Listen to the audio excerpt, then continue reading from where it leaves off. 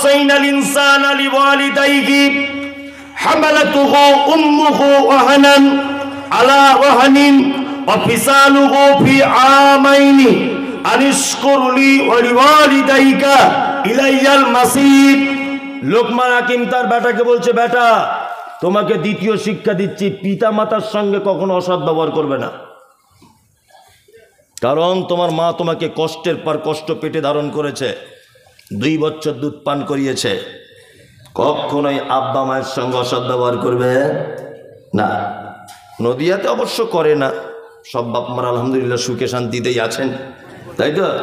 বলছে করে।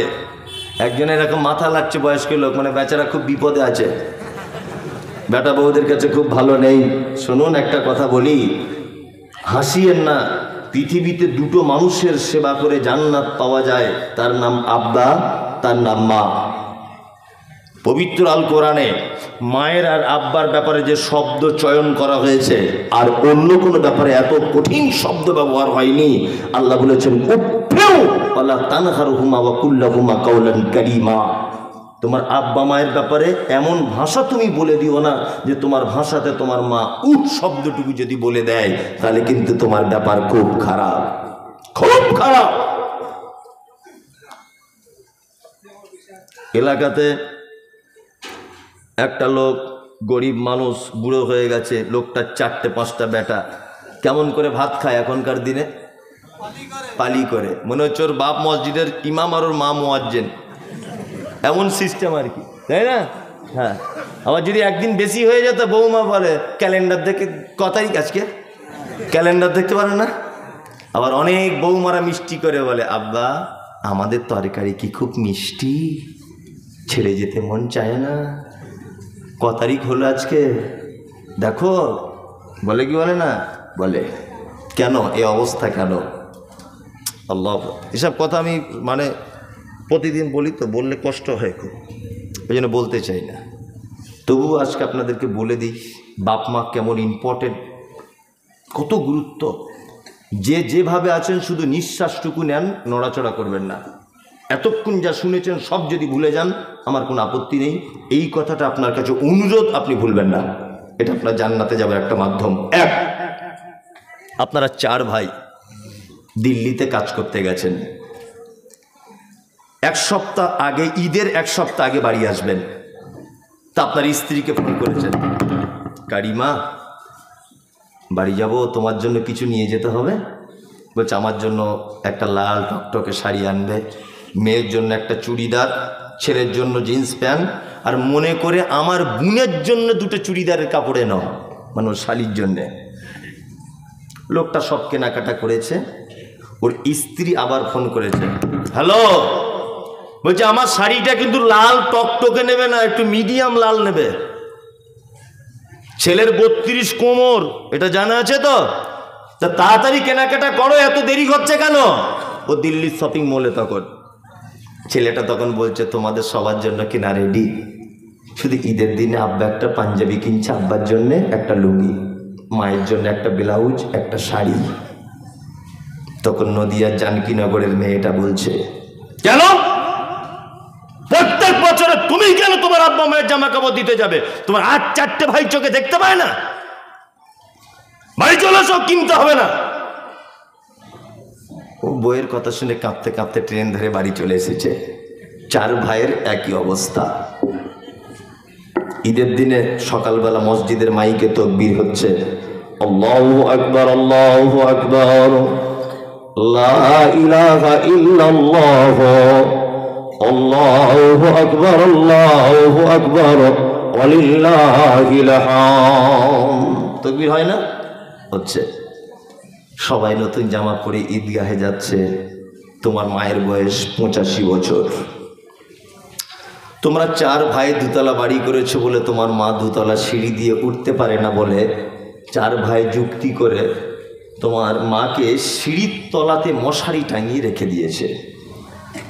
তোমার আব্বার বয়স 90 বছর, চোখে কম দেখে, কানে কম শোনে। সবাই যখন বাড়ি ফাঁকা হয়ে ঈদগাহে চলে গেল, তোমার মা তখন মশারিটা তুলে কাঁপানো কাঁপানো কণ্ঠে দিয়ে বলছে, আব্দুল্লাহর আব্বু তুমি যাবে না ঈদের নামাজ পড়তে? বলছে যেতে তো ইচ্ছা করে, কিন্তু কে কলের পানিটা টিপে দেবে বল? নতুন পাঞ্জাবিও খুঁজে পাচ্ছি না কোথায় রেখেছি। তোমার 85 বছরের মা তখন হিচড়ে কুচড়ে উঠে বাক্সের ভিতর থেকে গত বছরে তোমার বড় বোনের দেওয়া একটা পাঞ্জাবি, ওই পাঞ্জাবিটা তোমার আব্বাকে আগিয়ে দিয়ে বলেছ একটু যাও, বছরে একবার অন্তত ঈদগাহটুকু যাও। তোমার আব্বা ঈদের নামাজ পড়া হয়ে গেছে, হাতে লাঠি নিয়ে টলতে টলতে কাঁপতে কাঁপতে কাঁপতে তোমাদের বাড়ির মেন গেটে পর্যন্ত এসে পৌঁছেছে। দুপুর 2টো বাজে, আপনার বাড়িতে শালা শালি আত্মীয় স্বজন সবাই এসেছে, মাংস পরোটা সিমই লাচ্চা সবাই খাচ্ছে। যে এলাকায় যেমন দুপুর 2টো পর্যন্ত 4টে বৌমা থাকার পরেও তোমার আব্বা এক পিয়ালা গোস্ত আর একটা লুচি পেল না। তোমার মা আজকে ঈদের দিনে গোসল করতে পেল না। 4টে জওয়ান বেটা থাকার পরেও কেন তোমার মায়ের এই অবস্থা? কেন?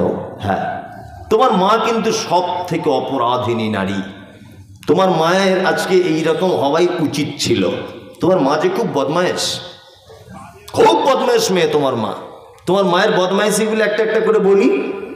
জানকীনগরের সব থেকে পর্দানাসীন মহিলা ছিল তোমার মা। জীবনে কোনোদিন কোনো পরপুরুষকে মুখ খুলে এরকম ভাবে দেখেনি তোমার মা, কোনোদিন দেখতো না। তোমার মা জানকীনগরে কোনো পরপুরুষকে মুখ দেখিয়ে যেটা রিপোর্ট নেই, কিন্তু তোমার মতো অপদার্থ ছেলেকে জন্ম দিতে গিয়ে পলাশীর হাসপাতালে পরপুরুষ ডাক্তারের সামনে ছায়া ব্লাউজ খুলে উলঙ্গ হয়ে বেডে শুতে হয়েছিল। যে মা মুখ দেখাতো না পরপুরুষকে, তোমার মতো বেটাকে জন্ম দিতে গিয়ে তার সব থেকে গোপনের অঙ্গটা পরপুরুষ ডাক্তার বাবুকে দেখিয়ে দিয়েছিল, লজ্জা করেনি। তোমার মায়ের বদমাইশিটা বলি। তোমার মায়ের মাথার চুল কালো কুচকুচ কুচকুচ কুচকুচ করত, হাঁটু পর্যন্ত দুলত। পাড়ার অন্য মেয়েরা তোমার মায়ের মাথার চুল দেখতে আসতো।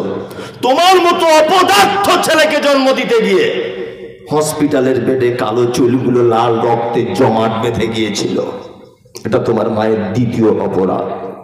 তোমার মায়ের 3য় নম্বরের অপরাধ, তোমার মা ছিল ভীতু প্রকৃতির নারী। জীবনে কোনোদিন হাতে ইঞ্জেকশন পর্যন্ত দিতে পারতো না, এত ভয় করত। কিন্তু তুমি যখন পেটে এসেছো, ডাক্তার বাবুর কাছে তোমার মা দাঁড়িয়েছে, ডাক্তার বাবু মেশিন দিয়ে পেটটা চেক করে দিয়ে বলছে, মা তোমার বাচ্চা সোজাসুজি থাকার কথা, টেঁড়া হয়ে লেগে আছে পেটের ভিতরে। 1 ঘন্টার মধ্যে যদি বাচ্চা কেটে না বার করা হয় তুমি মারা যাবে, বাচ্চা মারা যাবে। তোমার মা সেদিন ডাক্তারের পায়ে দুটো জড়িয়ে ধরে বলেছিল, ডাক্তার বাবু আমার প্রাণীর বিনিময়ে হলেও আপনি আমার বাচ্চাকে একবার বাঁচান। যে মা ইনজেকশন দিতে ভয় করে, সেই মা জীবিত অবস্থায় তোমার মায়ের সাদা হাঁসের ডিমের মতো ফর্সা পেট ডাক্তার বাবু ধারালো কাঁচি দিয়ে ক্যাচ করে কেটে দিয়ে তোমাকে পৃথিবীর আলো দেখানো হয়েছিল। সেই যে তোমার মায়ের মোটা সৌচার সুতো দিয়ে পেট সেলাই, আজও 80-90 বছর বয়সে মশারির ভিতরে তোমার মা তার বেদনা অনুভব করে। এটা তোমার মায়ের 3 নম্বরের অপরাধ। তোমার মায়ের 4 নম্বরের অপরাধ, তোমার নানির বাড়ি ছিল উত্তর 24 পরগনাতে। এইখানে বাসে উঠেছে তোমার মা, বাসে খুব ভিড়, তোমার মা কোন রকম সিটে বসেছে। তোমার বয়স তখন 1.5 বছর। সিটে বসেই তোমার মাকে বলছো, মা একটু দুধ দে না, মা খাই, একটু দুধ দে না। তোমার মা জানকীনগরের পর্দাশীল মেয়ে, কি করে বা বুকের ব্লাউজটা খুলবে? বাসের ভিতরে কত যুবক ছেলে, তুমি যখন বারবার বাধ্য করেছো, বিরক্ত করেছো, তোমার মা ব্লাউজের হুকটা খুলে দিয়ে বলছে, এ নাও বেটা দুধ খাও। একদিকে দুধের মোটা তোমার মুখে লাগিয়েছে, আর একদিকে মাথার কাপড় পড়ে যাচ্ছে বলে বারবার কাপড় ঠিক করছে। অসভ্য বাসের ভিতরে যুবকেরা তোমার মায়ের দিকে ফ্যাল ফ্যাল করে দেখছে। তোমার মা যদি সেদিনে একবার যদি বলে দিত, বেটা বাসের ভিতরে কি করে ব্লাউজ খুলবো, খুব লজ্জা করছে। তাই মমতাজুল ইসলাম বলছি, তোমার কচি কণ্ঠনালী আটকে তুমি সেদিন মারা যেতে। চিকিৎসা বিজ্ঞানীরা বলেন প্রত্যেক দিন একটা মা তার বাচ্চাকে 8 বার করে দুধ পান করায়, একবারে 250 গ্রাম দুধ পান করাতে হয়। কোরআনের ভাষা 30 মাস দুধ পান করতে হয়। 50 টাকা যদি দুধের কেজি হয়, একটা বাচ্চা তার মায়ের 90,000 টাকার দুধ পান করে। শুধু 90,000 টাকার তুমি দুধ পান করেছো তোমার মায়ের। তোমার আব্বাকে জানো? তোমার আব্বা হচ্ছে সেই পুরুষ, পৌষ মাসের কনকনে শীতে টোটো গাড়ি চালাতো, মেন রোডে গিয়ে দাঁড়িয়ে থাকতো, বাস থেকে কখন একটা প্যাসেঞ্জার নামবে, বাড়িতে দিয়ে এসে 100 টাকা পাবে, হ্যাঁ, আর ওই 100 টাকা তোমার পরীক্ষার ফিজ মেটাবে, এটা তোমার আব্বা। তুমি ভালো মিশনে পড়বে বলে দুর্গাপুরে গেছে 60 বছর বয়সে রাজমিস্ত্রির লেবার খাটতে, মাথাতে এরকমভাবে বোঝা তুলে নিয়ে 2তলা সিঁড়ি দিয়ে তোমার আব্বা কাঁপতে কাঁপতে উঠছিল, একটাই কারণ, আমার ছেলে মানুষের মতো মানুষ হোক। এটা তোমার আব্বা। কোরআন এদের মর্যাদা বাড়াতে বাড়াতে এই কথা বলেছেন, ইয়াসআলুনাকা মাযা ইউনফিকুন কুল মা আনফাকতুম মিন খাইরিন ফালিল ওয়ালিদাইন ওয়াল আকরাবিন ওয়াল ইয়াতামা ওয়াল মাসাকিন ওয়া বনিস সাবিল ওয়া মা তাফআলু মিন খাইরিন ফাইন্নাল্লাহা বিহি আলিম। আল্লাহ সুবহানাহু ওয়া তাআলার কাছে আল্লাহ সুবহানাহু ওয়া তাআলা পবিত্র কোরআনে বলছেন, ইয়াসআলুনাকা মাযা ইউনফিকুন। নবীকে জিজ্ঞাসা করা হচ্ছে, নবী আপনি বলুন সারা পৃথিবীতে যত টাকা পয়সা আমরা খরচা করি, উত্তম খরচা করার জায়গা কোনটা? আল্লাহ তারপরে জবাব দিচ্ছেন, কুল মা আনফাকতুম মিন খাইরিন ফালিল ওয়ালিদাইন। তুমি তোমার পিতামাতার জন্য যে খরচাটা করো, এটা হচ্ছে সব থেকে উত্তম খরচা। হ্যাঁ, মোবাইলটা বন্ধ করুন ভাই, মোবাইলটা বন্ধ করুন। কি বললাম বুঝলেন? আপনি মাদ্রাসায় দান করলেন 100 টাকা, 100 নেকি হতে পারে। 2 মসজিদে দান করলেন 200 টাকা, 200টা নেকি হতে পারে। কিন্তু আজকে এখন এখান থেকে বাড়ি যাওয়ার সময় আপনার মা শীতকালে নামাজ পড়বে, যদি 100 টাকা দিয়ে একটা ওড়না যদি কিনে নিয়ে যান, ইনশাল্লাহ 1 লক্ষ নেকি হবে। কোথায় জান্নাত খুঁজছেন? কিছু লোককে দেখতে পাওয়া যাচ্ছে টাকা বেশি আছে, প্রত্যেক বছর ওমরা হজ করতে যাচ্ছে, প্রতি বছরে। চাচা তসবি গুনতে গুনতে বলছে, মৌলভী সাহেব এবারেও নিয়ত করেছি ইনশাল্লাহ পশ্চিম দিকে যাব বলছে। আর মা 3 মাস পরে পরে পালি সিস্টেমে ভাত খায়। হাজি সাহেব খুব সাবধান, খুব সাবধান। এইখানে ভালো করে সেবা যত্ন করুন, জান্নাতে যাবার রাস্তা রেডি করুন, তবে প্লেনে করে মক্কায় যান, তার আগে নয়। অত সহজ নয়। আপনি ভাববেন না মনে হয় টাকা আছে বলি মক্কা থেকে ঘুরে এলাম আর জান্নাত আমার রেজিস্ট্রি করা হয়ে গেল, অত সহজ নয়। কি বললাম বুঝলেন? আগে এই জান্নাত ঠিক করুন, তবে ওইখানে জান্নাত। অত সহজ নয়। পিতামাতার সঙ্গে সদ্ব্যবহার করবেন ইনশাল্লাহ, ইনশাল্লাহ, ইনশাল্লাহ। বর্তমান সমাজে যত পিতামাতা অবহেলিত, তার 1-2 কারণ। প্রথম নম্বর কারণ হচ্ছে বেটাকে দিনের শিক্ষা না দেওয়া। দ্বিতীয় কারণ, বৌমা হিসাবে ভুল নারীকে নির্বাচন করা। কি বললাম বুঝলেন? নবীজি কি বলেছেন? নবীজি বলেছেন একটা নারীকে বিবাহ করবে 4টে গুণ দেখে। 1, সুন্দরী কিনা দেখো। 2, টাকা পয়সা আছে কিনা দেখো। 3, বংশমর্যাদা ভালো কিনা দেখো। 4, মেয়েটা দিনদারিতা আল্লাহ ভীরুতা আছে কিনা তুমি দেখো। 4টে গুণ, তাই না?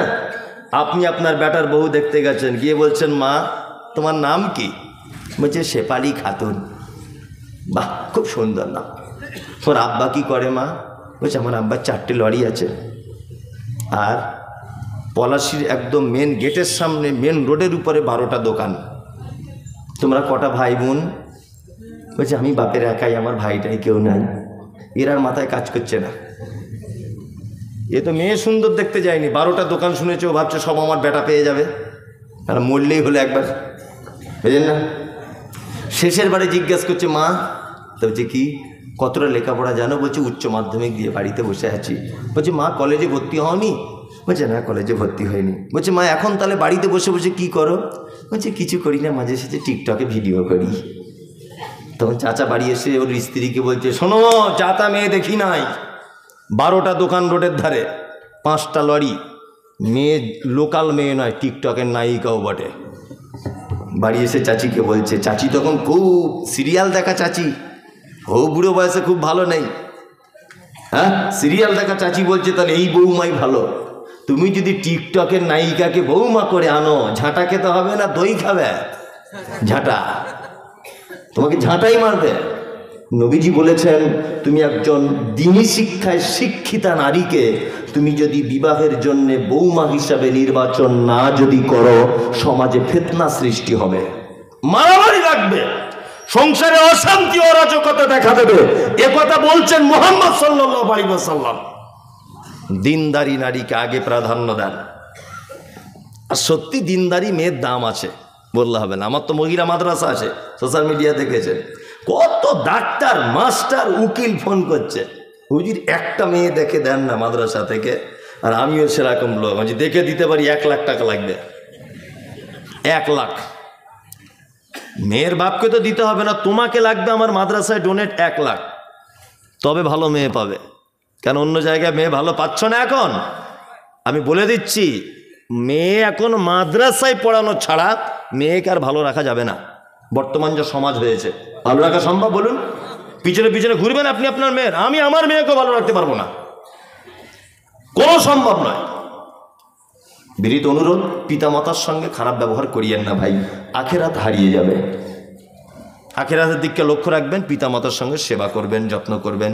শীতের দিনে কম্বল চাদর যেটা লাগবে এনে দেবেন, যেটা খেতে চায় মা, মায়ের পিছনে খরচা করবেন। পৃথিবীর উত্তম খরচা করার জায়গা হচ্ছে এটা। চলুন, তারপরে লোকমান হাকিম তার বেটাকে আরো অনেক কথা বলছেন, আমি সেগুলো বাদ দিয়ে মাঝখানে 2টো আয়াত বাদ দিয়ে তারপরে বলছি। লোকমান হাকিম তার বেটাকে বলছেন, ইয়া বুনাইয়া আকিমিস সালাতা ওয়া'মুরু বিল মা'রুফ ওয়া নাহি আনিল মুনকার ওয়াসবির আলা মা আসাবাকা ইন্না যালিকা মিন আজমিল উমুর। বেটা সালাত আদায় করবে, নামাজ পড়বে। কি করবে? নামাজ পড়বে। নামাজ পড়েন তো আপনারা? পড়ছেন? 5 ওয়াক্ত পড়ছেন তো? ওই কারা 5 ওয়াক্ত কারা? হ্যাঁ, আমি সব বলছি, হবে তো শুরু করেছি, এবার আপনি থামুন। কি দিই দেখুন ওষুধটা, হোমিওপ্যাথি ওষুধ।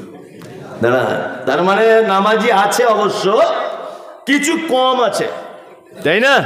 কম। আমাদের বাজারে 4-5 কোয়ালিটির নামাজি দেখতে পাওয়া যায়। 1, জোহরে যায়, আসরে যায়, মগরিবে টাইম পায় না, এর সাথে খুব ব্যস্ত, ফজরে ঘুম ভাঙে না, এরকম আছে না? আচ্ছা। 2, শুধু জুম্মার দিনে যায়। 3, ঈদুল ফিতর, ঈদুল আজহা। 4, 5 ওয়াক্তই যায় না জেনে পড়ে। যদি বলছেন 5 ওয়াক্ত পড়ে না জেনে, মানে বুঝলাম না। চাচা কত বছর নামাজ পড়ছো বাপ? বলছে বাপ 25 বছর হয়ে গেছে আজকে। 25 বছর? বলছে হ্যাঁ। দোয়ায় কুনুতটা বলো তো? বলছে বাপ অত বড় দোয়া মুখস্থ করতে পারিনি বাপ, একদম মুখস্থ নেই। আচ্ছা, রুকু থেকে উঠে কি বলে? বাপ ওটাও নাই। সেজদাতে গিয়ে বাপ অত কিছু জানি না, তবে 25 বছর নামাজ পড়ছি। বুদ্ধি কম, বয়স বেশি হয়েছে, চোখে কম দেখি। চোখে কম দেখে, বুদ্ধি কম। কোনো দোকানদার 2 টাকা কম দিকতে দেখি, কি করে বুঝতে না পারে? হ্যাঁ, মাঠে গিয়ে পরের জমির আল কেটে কি করে জমি বাড়াতে হয় সেই জ্ঞান আছে ওর, ও দুয়া জানে না, তাই না? এক পাক্কা চিটার ধরনের লোক, বাটপা। যদি বলছেন কেমন, এই দেখুন এই লোকটা আবার কত ডেঞ্জারাস দেখুন, এতদিন এটা আপনাকে কেউ বলে দেয়নি। 25 বছর নামাজ পড়ছে, দুয়ায় কুনুতে এরকম করছে। আচ্ছা, তুমি দুয়া জানো না, ঠোঁট লাড়াচ্ছ কেন? এটা তো একটা যুক্তি। যুক্তি কি যুক্তি নয় বলুন? রুকু থেকে উঠে দোয়া বলতে হয়, তা তুমি যখন দোয়া জানো না, তাহলে তুমি চুপ থাকবে, তাই না? তুমি ঠোঁটটা নাড়াচ্ছ, কি বলো? তার মানে আল্লাহর সাথে পর্যন্ত ধোঁকাবাজি করছে মসজিদের ভিতরে। ঠিক বলছি না ভুল বলছি? এরকম লোক আছে না নেই? আচ্ছা, তোমার সব জ্ঞান টনটনে আর দুয়ার বেলা পারো না। হ্যাঁ, গোলাম হোসেন, বেশি দিন এরকম ভাবে চলবে না। 2 দিন, 5 দিন, 30 দিন, 40 দিন লাস্ট নামাজ হয়ে যাবে, তারপর থেকে আর হবে না। বিনীত অনুরোধ, ছেলেকে বলুন একটা বাজার থেকে সঠিক দুয়ার বই কিনে এনে দিতে, অন্তত বইগুলো পড়ুন, অন্তত পড়ুন বইগুলো। বই এক অক্তে যায় আর এক অক্ত যায় না, ভালো করে বুঝবেন। আর একটা কথা মাঝখানে বলে রাখছি, এ কথায় আমার কে রাগ করলেন আর কে আমাকে দাওয়াত করলেন ওটা আমি বেশি কিছু ভাবি না। ইদানিং আমাদের অনেক মসজিদ কমিটিতে যারা আছে এদেরকে দেখা যাচ্ছে যে এরাও কিন্তু অনেক মানুষ থাকে বেনামাজি, থাকে না? থাকে। এদেরকে কাল সকাল হতে হতে যদি আপনাদের এখানে সেরকম থাকে, কাল সকালই মিটিংটাকে বাদ দিয়ে দেন। কারণ আল্লাহ কমিটি নির্বাচন করেছেন পবিত্র আল কোরআনে। আল্লাহ দেখুন, ইমাম সাহেবের গলার সুর ভালো হবে কিনা এটা আল্লাহ বলেনি, ইমাম সাহেব দেখতে কেমন হবে এটা আল্লাহ বলেনি, ইমাম সাহেবের যোগ্যতা কতটা থাকবে এটা আল্লাহ বলেনি, কিন্তু আল্লাহ বলেছে মসজিদের কমিটি যারা হবে, যারা এর কমিটি বা এর পরিচালনার দায়িত্ব থাকবে, তার প্রথম গুণ হচ্ছে সালাত আদায় করবে, 5 ওয়াক্তে নামাজ পড়তে হবে তার। আর আপনি যদি নামাজ না পড়ে থাকেন, কাল সকালেও তো আপনি রিজার্ভ দিয়ে দেন, কিন্তু এটা আপনার কাছে অনুরোধ, সকাল হতে হতেই যে ভাই খাতাপত্র ধরো, আমি নামাজ পড়তে পারছি না, আমি আল্লাহর ঘরের অন্তত দায়িত্বই থাকবো না, আমি ক্লাবের দিকে থাকবো, আমি অন্য কাজে থাকবো, আমি ওই কবরস্থানে থাকবো, আমি ওই জলসা কমিটিতে থাকবো, আমি মসজিদে থাকবো না। আল্লাহ পর্যন্ত নিষেধ করেছে থাকা। আমি মমতাজুল ইসলাম এটা বলছি না, আল্লাহ বলেছে। সূরা তাওবাটা খুলে দেখুন, আছে না নেই? আছে? জিজ্ঞেস করুন, সূরা তাওবাটা খুলুন, আছে। বিনীত অনুরোধ, সালাত বাধ্যতামূলক ইবাদত। যারা বলছে জোহর পড়ি, আসর পড়ি, এশা পড়ি, ফজরে যাই না, ঘুম ভাঙে না, তাই এরা বেনামাজিদের তালিকায়। যদি বলছেন কেমন করে, আপনাকে বলছি, আমার বেটা মাধ্যমিক পরীক্ষা দিবে, 4টে বিষয়ে পরীক্ষা হবে, 3টেতে 100 নাম্বার পেয়েছে। আচ্ছা বলুন তো দেখি, একটায় যদি 0 পায়, রেজাল্ট যেদিন বার হবে পাস না ফেল? ফেল। জোহরে গেছে 100 নাম্বার, আসরে 100 নাম্বার, মগরিবে 100 নাম্বার, এশাতে 100 নাম্বার, ফজরে ঘুম ভাঙেনি তাই যায়নি, ফেল। কি বললাম বুঝলেন? 2, যারা শুধু জুম্মার দিনে যায় এদের খুব কঠিন বিপদ, এদের থাকার জায়গা জাহান্নাম। যারা শুধু জুম্মার দিনে যায়, যদি বলছেন আপনার কি বাপের জান্নাতটা ঠিক এলো আছে, হ্যাঁ পাগল, আমি বলিনি, কোরআন বলছে। কোরআন কি বলছে? কোরআন বলছে ফাওয়াইলুল লিল মুসাল্লিন, ওয়াইল নামক জাহান্নাম ওদের জন্য, আল্লাযীনা হুম আন সালাতিহিম সাহুন, যারা সালাত আদায় করে অস্বস্তি সহকারে, আল্লাযীনা হুম ইউরাউন, যারা লোক দেখানোর কারণে নামাজ পড়ে। জুম্মার দিনে শুধু যায় মানে এটা বুঝে নিতে হবে বাজারে 5 জন দোকানদার, 4 জন যাচ্ছে, আমি যদি না যাই মান সম্মানের ব্যাপার। ও তখন লোক দেখানোর উদ্দেশ্যে ঝাঁপ নামিয়ে দিয়ে মসজিদে চলে এসেছে। আল্লাহ যেন ওর দিকেই টার্গেট করে বলছেন ইউরাউন, যারা লোক দেখানোর জন্য মসজিদে সালাত আদায় করতে যায়, এদের থাকার জায়গা জাহান্নাম। আছে তো কোরআনে এটা? জিজ্ঞেস করুন। তা আমি শুধু অনুবাদ করে দিচ্ছি আপনাকে বাংলাতে। চলুন, কিছু লোক আছে আমাদের বাজারে, তারা বলে মৌলভী সাহেব আমি নামাজ পড়ি না, তবে ইমানের আমার কোনো ঘাটতি নাই। আছে না নাই? হ্যাঁ। আবার কিছু লোক বলে সারা জীবন নামাজ করে কি করলি তুই? হ্যাঁ, দাড়ি রেখে তোর কি উপকার হলো? দেখ, বিনা দাড়ি নামাজ না পড়ে 2 তলা বাড়ি পারলি। অনেক লোক আছে না নেই? এই কথা যদি কেউ বলে সঙ্গে সঙ্গে সে বেঈমান হয়ে যাবে, তার আর ইমান থাকবে না। যদি বলছেন কেন, কেউ যখন নামাজ পড়ে না তার কাছে বলতে গেলে সে যদি এই কথাটা বলে, মৌলভী সাহেব খুব অন্যায় হয়ে যাচ্ছে, ভুল করছি, নামাজটা পড়তে পারছি না, এর অসুবিধা নেই, এ কাবিরা গুনাহ করছে সালাত ছেড়ে দিয়ে, কিন্তু এর ইমান আছে। কি বললাম বুঝলেন? কিন্তু যে লোকটা বলছে নামাজ পড়ে, আমাকে বারবার বলতে শোনা তো ভাই, তোমার নামাজ তুমি পড়ো, তোমার কবরে তুমি হিসাব দিবে, আমার কবরে আমি দেবো, সবাই পড়বো না, ও বেঈমান হয়ে গেছে সাথে সাথেই। কারণ আগের লোকটা নামাজ স্বীকার করেছে, নিজের দোষ স্বীকার করে একটু নত স্বীকার করেছে, কিন্তু এই দ্বিতীয় লোকটা অঙ্গীকার করছে, ইনকার করছে নামাজকে, করছে না, তার মানে এর ইমান আর থাকলো না। কেউ যদি মনে করে দাড়ি ফাড়ি ওসব কথা বলিও না তো ভাই, আমাকে ভেবে নিতে হবে তোমার ইমান চলে গেছে। পর্দা, তোমার বউকে তুমি পর্দায় রাখো। মৌলভী সাহেবদের ইনকাম কম, ওই জন্য একটা বড় খায় 4 বছর চালায়, ওর বউরা সব বোরকা পরে পর্দা করবে। আমাদের ইনকাম বেশি, নিত্য নতুন ড্রেসপত্র পড়বে। যদি কেউ এই কথাটা বলে দেয় তাহলে তার ইমান চলে যাবে। তোমার বউ পর্দা করতে পারছে না, এটা তুমি লজ্জিত হয়ে তুমি বলো যে আমি করতে পারছি না, মৌলভী সাহেব দোয়া করবেন যাতে আগামীতে করতে পারি, এটা আলাদা বিষয়। তুমি ইনকার করতে পারবে না। খুব সাবধান। সালাত বাধ্যতামূলক একটি ইবাদত, এই ইবাদত ছাড়া কোনো মানুষ জান্নাত যেতে পারে না। যে লোক বলছে নামাজ পড়ি না ঈমান ঠিক আছে, আমি মুমতাজুল ইসলাম বলছি তোমার ঈমান আছে, তবে তোমার ঈমানে পোকা লেগেছে। স্প্রে করতে হবে, সরিষা যে আলু যেমন স্প্রে করে তোমার ওখানে স্প্রে করতে হবে, তাছাড়া তোমার ঈমান পুরোটাই নষ্ট হয়ে যেতে পারে। নামাজ পড়বে না তার জান্নাত নাই।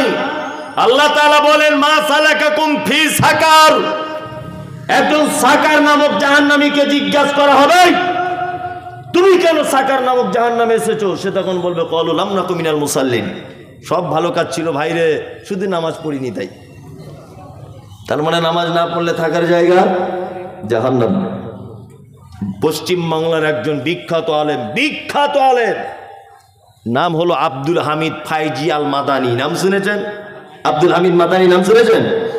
200-র কাছাকাছি বই লিখেছেন। যদি আপনার বাড়িতে বইটা থাকে, পৃষ্ঠার নাম্বার বলছি, কাল সকালে দেখে নেবেন। বইটির নাম হচ্ছে জানাজা দর্পণ।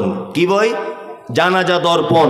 এই জানাজা দর্পণ নামক বইয়ে আব্দুল হামিদ মাদানী সাহেব কাদের জানাজা পড়া যাবে আর কাদের যাবে না এই ব্যাপারে লিখতে গিয়ে তিনি বলছেন, কোন লোক যদি সালাত আদায় না যদি করে, তার জানাজা যদি কেউ পড়তে পারে, তবে যেন দুয়াটা না করে। কি বললাম বুঝলেন? কোন বেনামাজি যদি মারা যায়, তার জানাজা যদি কেউ পড়তে পারে, যেন দুয়াটা না করে। কারণ আল্লাহুম্মা গফির লি হাইয়িনা ওয়া মাইয়িতিনা, আল্লাহ ক্ষমা করে দাও জীবিতদেরকে, ক্ষমা করে দাও মৃতদেরকে। অশাহিদিনা, আল্লাহ যারা উপস্থিত তাদেরকে ক্ষমা করে দাও, যারা অনুপস্থিত তাদেরকে ক্ষমা করে দাও, যারা বড় তাদেরকে ক্ষমা করো, যারা ছোট তাদেরকে ক্ষমা করো। আল্লাহ নারীদেরকে ক্ষমা করো, আল্লাহ পুরুষদেরকে তুমি ক্ষমা করো। এই যে দুয়াটা রয়েছে বন্ধুরে আমার, আল্লাহর ঘোষণা হচ্ছে এই মা সালাকাকুম ফি সাকার। একজন জাহান্নামীকে জিজ্ঞাসা করা হচ্ছে তুমি কেন জাহান্নামে আছো বলো? ও বলবে ক্বালু লাম নাকু মিনাল মুসাল্লিন, আমার সব ভালো কাজ, শুধু নামাজ পড়িনি। তার মানে অত্র আয়াত থেকে প্রমাণ হলো নামাজ না পড়লে তার থাকার জায়গা জাহান্নাম। জাহান্নাম যার ব্যাপারে আল্লাহ ডাইরেক্ট বলে দিচ্ছে। এইরকম কোন মানুষের জানা যায় যদি আপনি বলেন আল্লাহুম্মা গফির লি হাইয়িনা, আল্লাহ ক্ষমা করে দাও উপস্থিত মানুষদের, জীবিতদেরকে, ও মাইয়িতিনা, আর যে মারা গেছে তাকে। জীবনে নামাজ পড়েনি তার জন্য যদি এই দোয়াটা করেন, তাহলে আল্লাহর উপরে চলে যাওয়া হয়ে যাচ্ছে না? আল্লাহ তো ঘোষণা করছে জাহান্নাম, আর আপনি বলছেন ওকে ক্ষমা করে দেন। এটা কেমন ব্যাপার হয়ে যাচ্ছে না? যাচ্ছে না। আমার কথা বলিনি, ওনার বই থেকে পড়ে এসে বলছি। তাহলে নামাজের কত গুরুত্ব বলুন তো? আছে না নেই? কোনো মানুষ নামাজ ছাড়া জান্নাত যেতে পারবে? পারবে না। বিনীত অনুরোধ, কিছু করেন না করেন, অন্তত পক্ষে 5 ওয়াক্তের জামাত সহকারে নামাজটা পড়ব। ইনশাল্লাহ পড়ব। গাড়ি চালান তাই না? অনেক দূরে দূরে ভাড়া খাটতে যেতে হয়, এক সাইডে দাঁড় করিয়ে চট করে, আপনার তো ভালো সুবিধা, জোহরের নামাজ দেখছেন 4 রেখাত 2 রেখাত পড়ে নেন, আপনার তো খুব আরাম তাই না? আসরের 4 রেখাত, গাড়িটা একটু বাম দিকে সাইড করে দিয়ে 2 রেখাত পড়ে নেন, আপনার ছুটি। সুন্নত পড়তে হবে না, কিচ্ছু পড়তে হবে না আপনার, শুধু আসরের 2 রেখাত কসর পড়ে নেন, আপনার ছুটি। জোহরের কিছুই পড়তে হবে না, শুধু 2 রেখাত কসর করে নেন আপনি। কি বলে? অন্তত মুসলিম থেকে যাবেন। কি বললাম বুঝলেন? অন্তত পক্ষে কি থেকে যাবেন? মুসলিমটুকু থেকে যাবেন আপনি। ইসলাম থেকে খারিজ হবেন না।